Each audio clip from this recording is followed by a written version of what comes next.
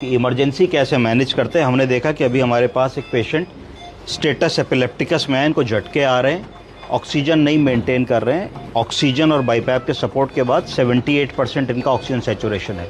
Sugar भी लो था, तो हम लोग ने 25% एक्सट्रोजन को दी है, शुगर को हैंडल कर रहे हैं। थोड़ा सा फ्लूइड दिया है, बीपी कम था तो नॉरएड्रेनालिन लगाई है। पर अगर इनका SpO2 अभी नहीं मेंटेन होगा, अभी प्रोब अगर SpO2 इंटूबेट करना पड़ेगा, और इंटूबेट करके ये देखना पड़ेगा कि हम लोगों ने इनको एंटी एपिलेप्टिक भी 2 ड्रग्स दी हैं, पर अभी क्योंकि बाईपैप पे हैं तो बहुत सीडेशन नहीं दे सकते। अगर हम सीडेट करेंगे तो फर्दर जो है ये एस्पिरेट कर सकते हैं। तो इनका SpO2 अभी हमें देखना है कितना आ रहा है, 73 ही आ रहा है, 75 आ रहा है। हम 5 मिनट वेट करेंगे, अगर ये मेंटेन नहीं होता है तो फिर हमें इनको इंटूबेट करना पड़ेगा। इंटूबेट इसलिए करना है जिससे इनका एयरवे सिक्योर हो जाए। एयरवे सिक्योर हो जाएगा तो ये एस्पिरेट नहीं करेंगे, और जब इनका सीजर वगैरह ठीक होता है, थोड़ा हाइपोक्सिया ठीक होता है, बाकी इन्वेस्टिगेशंस आ जाते हैं, चेस्ट एक्सरे देख लेते हैं, तब फिर हम उनको आगे क्या करना है इसके बारे में सोचेंगे। तो क्योंकि SpO2 नहीं मेंटेन हो रहा है, 65, 69, 70 हो रहा है, तो वी विल डिसाइड कि हमें इनको इंटूबेट करना है कि नहीं। तो मुझे लगता है कि इनको इंटूबेट करना पड़ेगा हम लोगों को।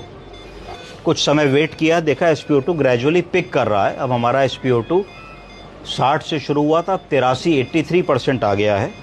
मरीज़ के जो सीजर्स या फिट्स थे वो भी अब नहीं आ रहे हैं, क्योंकि इनको AED 2 एंटी एपिलेप्टिक ड्रग्स हम लोगों ने दे दी हैं, उसका इफ़ेक्ट आ रहा है।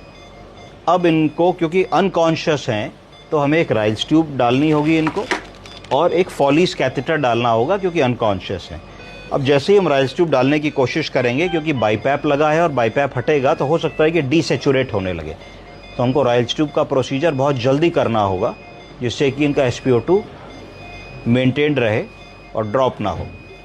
के लिए हम लोगों ने इनका बाईपैप का मास्क खोला, हमने ज़ाइलोकेन जेली ली, और ज़ाइलोकेन जेली को लेकर के हमने इनको डाला, जिससे कि राइल्स ट्यूब में लुब्रिकेशन हमको मिले। हमने राइल्स ट्यूब खोली।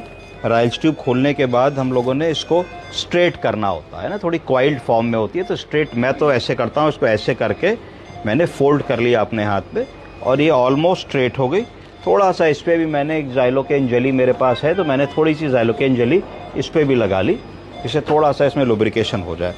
अब मैंने इसको इस नॉस्ट्रल से धीरे धीरे एडवांस किया, और मुझे ये देखना है कि कोई रेजिस्टेंस तो नहीं आए।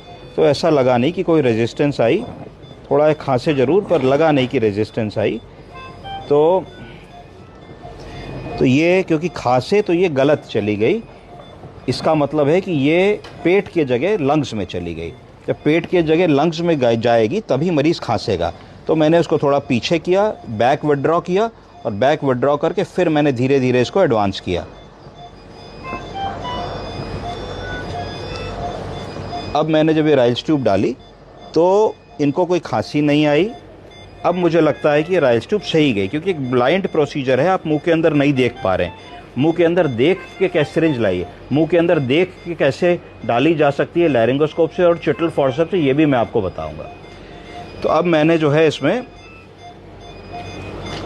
एयर भर ली, और एपिगैस्ट्रियम में स्टेथोस्कोप लगाया। एपिगैस्ट्रियम में पुश कीजिए जोर से,